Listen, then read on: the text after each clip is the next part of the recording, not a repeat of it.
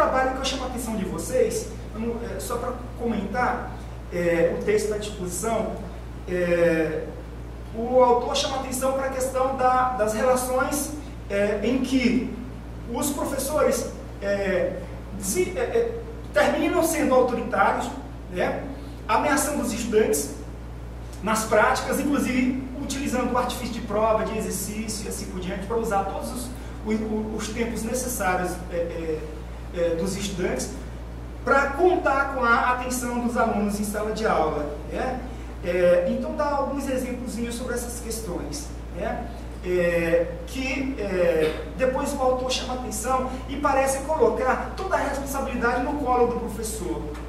Obviamente, o professor também é responsável por esse processo, porque ele precisa dialogar, como bem coloca os eixos de trabalho na ética, na educação. Um problema aqui que se coloca é a questão do diálogo. O professor precisa dialogar com o estudante para tentar descobrir por que ele não tem muita atenção, não tem disciplina em sala.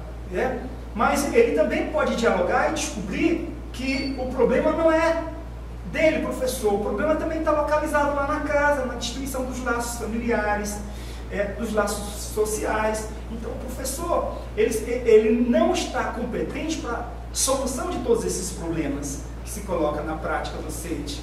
Nós temos essa dificuldade. Com esse texto chama atenção para a relação do professor, focando como um contraponto à construção do professor por esse outro viés que eu acabei de citar. Como a gente está colocando o problema do respeito mútuo e da ética nas relações, eu faria algumas reiterações para finalizar o meu ganchinho que eu abri aqui agora. Primeiramente, não se pode falar do respeito mútuo, né, se a gente não tiver em mente essa questão da reciprocidade das relações, da formação do homem visando a autonomia. Então, já é paradoxal, portanto problemático, pensar que o respeito mútuo vai ocorrer só naquele momento em que a gente encontre dois iguais. Ora, o professor e o aluno, eles estão numa relação de desigualdade, né?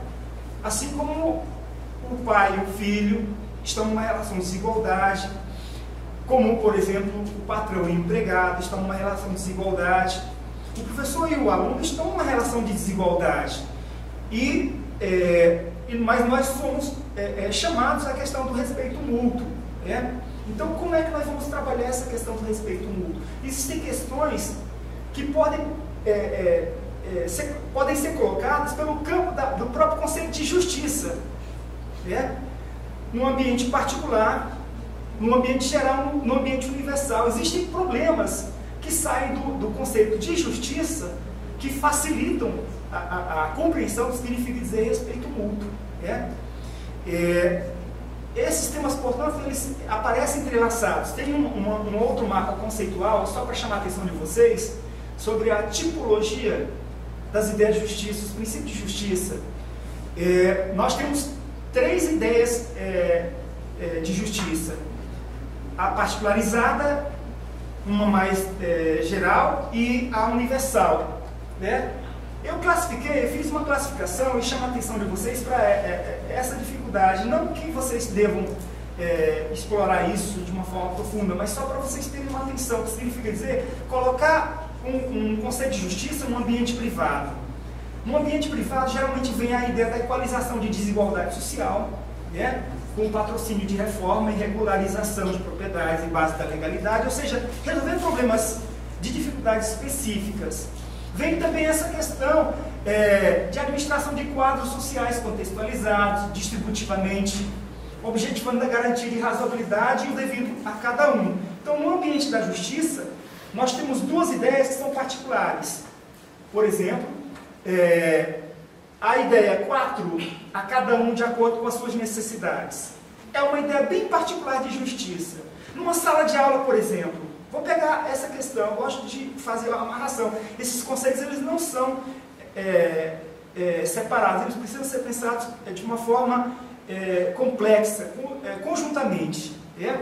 Dizem que o professor é facilitador, e a gente precisa trabalhar também a ideia de que o professor também facilita, mas coloca o complexo, né? Para não perder de vista a ideia de que o homem é preparado para investigação, para a ciência. Ora lá, como é que nós vamos administrar, por exemplo, as necessidades de uma sala de aula? Vamos imaginar essa questão da relação mútua. Quando o professor dá uma nota numa sala de aula, eu já passei por isso. Em algum momento eu estava na sala de aula desse concurso de Direito, na Católica de Araguaína, fui lá ajudar a montar a Católica de lá, um aluno levantou: professor, não concordo com a nota que eu tirei. Na frente dos demais, fulano de tal, e olhou para o fulano de tal. E ele estava com o preconceito, fulano de tal, que ele denominava era negro, e chegava na sala de aula sempre cansado, estava sempre cochilando aqui e ali, e com uma dificuldade terrível, e ele, de forma bem inocente, fulano de tal, tirou nota melhor que a minha, e aquilo parou, impactante na sala de aula, eu falei, vale, meu Deus do céu, colocaram um problema seríssimo, e olha lá, o respeito mútuo, a questão das diferenças, a identidade, a questão do contexto social, a má distribuição de renda, a questão da justiça, o diálogo com as diferenças, a solidariedade de um aluno, do professor com a turma, e assim por diante.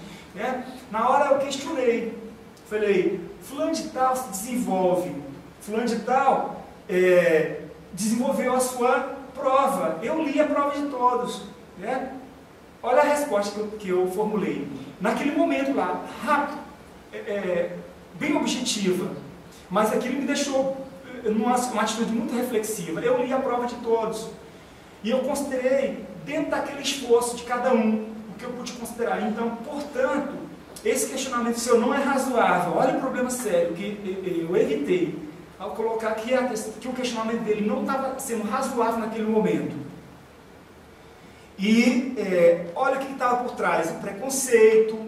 Ele tinha condições de ter as melhores notas, mas ele não se esforçou para ter a melhor nota, e por ele ter as melhores condições, na sala de aula, a nota dele já não merecia um quanto a mais, porque o esforço dele já estava tipificado naquela avaliação. Já aquele outro que estava precisando de um esforço para se desdobrar um pouco mais, a apreciação distintamente era interessante, tinha uma necessidade. É como se alguém tivesse ali, alguém já tem, o que ele vai ganhar não vai fazer diferença.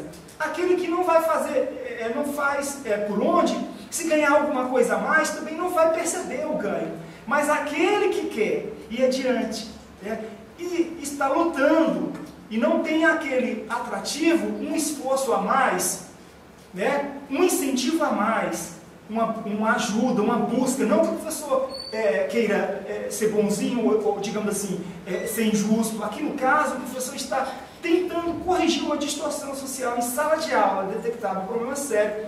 Como falar de respeito mútuo quando a gente tem essa dificuldade colocada e um aluno questiona, mas o senhor foi injusto, quando o senhor deu nota distinta, o senhor deu um pontinho a mais para ele, por que não me deu um ponto para eu ter 10? Já que tenho 9, não me deu um ponto, eu vou ficar com 10.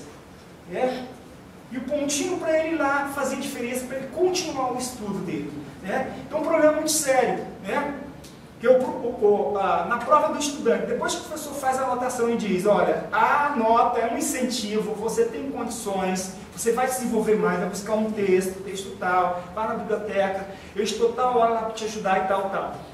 Quando o aluno percebe a dificuldade, essa relação ela ocorre, e o conflito, ele é insolúvel, mas uma resposta razoável e ética poderia ser dada, e eu dei essa resposta.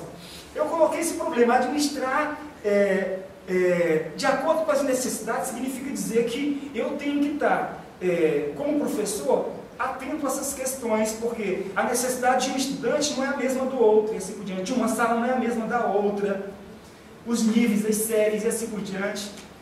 As escolas burguesas em relação às escolas de trabalhadores, mais periféricas. Então, é difícil administrar a justiça quando esses ambientes são distintos e desfavoravelmente do campo, questão do incentivo político, jurídico e assim por diante.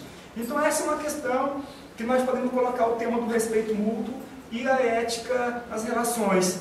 Mais uma outra questão, eu coloquei um exemplo aqui no quadro geral, coloquei no específico como é que seria a justiça, portanto, num ponto de vista ético, particular, administrando necessidades. E no campo geral, por exemplo, o escalonamento social, quando ele é cristalizado, quer dizer que as pessoas não têm acesso aos degraus mais, digamos assim, avantajados da sociedade. Então, a sociedade ela não pode cristalizar a ascensão social. Então, tem que ter, ela obviamente ela vai dificultar, mas se ela cristalizar, se ela impedir o crescimento, ela vai aviltar as classes sociais. E geralmente aqui ali ocorre. Alguém diz, o pobre nasceu para ser pobre, coisas do gênero. É assim porque Deus quis que fosse. E acentua mais ainda o quadro da desigualdade. Ora, como a ética chama a atenção para dirimir as desigualdades sociais, a questão da razoabilidade de novo se coloca no plano geral. É preciso quebrar a cristalização social, de forma que a gente tenha garantia que todos na sociedade concretamente vão chegar a certos patamares avantajados da sociedade. Obviamente isso é uma abstração, mas pelo menos isso é o que se busca na educação, na prática escolar e assim por diante. No quadro universal, por exemplo, colocar o problema da justiça no quadro universal. O homem não consegue evitar aquelas questões que tocam a todos, portanto que toca a condição humana, como a morte bate em todos, toca no ombro de cada homem. Não é assim? Então aquelas coisas que tocam no homem, independentemente da sociedade, do país, essas questões suscitam o discurso de justiça universalmente, porque tocam na condição humana, tocam na fragilidade humana, especificamente naquilo que aponta o homem de forma integral. Então nós temos também exemplos para lidar com essas questões. No caso, nós chamamos a atenção no início de que a ética é sempre subjetiva, mas há racionalização da ética, sim, nas relações entre os indivíduos, nas sociedades e entre uma sociedade e outra, na relação do homem com o mundo. Por exemplo, o nazifascismo foi banido porque havia sim critérios racionais para banir práticas injustas e imorais que atentaram contra a dignidade humana, ou seja, crimes contra a humanidade. Porque se não houvesse critérios racionais para a gente julgar as ações humanas, qualquer um podia dizer, ética depende do ponto de vista. Então, o que é ético para mim não é ético para o outro. E qualquer ação desenvolvida teria sentido, seria convalidada. E não é bem assim. Existem critérios racionais. Nós temos 5 critérios racionais básicos, só para encerrar essa minha fala. O primeiro critério é o social, como eu coloquei, o problema cultural. Tudo se sustenta no cultural, da cultura, de fulano de tal. O prático, o critério lógico, o critério científico e o critério dialético. Vamos dizer que qualquer ação ética, qualquer discurso ético, qualquer valoração moral, qualquer ajuizamento passaria pelo social, pelo prático, pelo lógico, porque ele poderia se sustentar dentro daquele ordenamento, dentro daquela sociedade. Mas quando se trata de uma relação de uma sociedade com a outra, nós vamos ter um problema. Porque nós carecemos de um discurso mais universalista. Então não basta passar pelo ambiente da lógica interna de uma sociedade, responder uma demanda específica daquela sociedade, praticamente responder às questões daquele grupo não basta, é preciso passar pelo ambiente científico, portanto, pelo crivo da universalização, é preciso que as sociedades busquem, que os homens busquem, né? E também, por último, pelo discurso dialético, pela polarização, pelo diálogo. Né? Olha a questão do diálogo entre as comunidades, entre as potências, entre os homens. Então, enquanto houver o diálogo, nós temos possibilidade das relações éticas, das relações mútuas, né? E o tratamento ético. O fim do diálogo seria o fim do respeito mútuo, tanto da relação do homem com o outro, do homem com a sociedade, da sociedade com a outra e do homem com o cosmos, com o mundo. Né? E eu termino a minha fala, agradeço de novo a professora Noeli, né, pela gentileza de ter me convidado, né, para estar aqui com vocês. Né?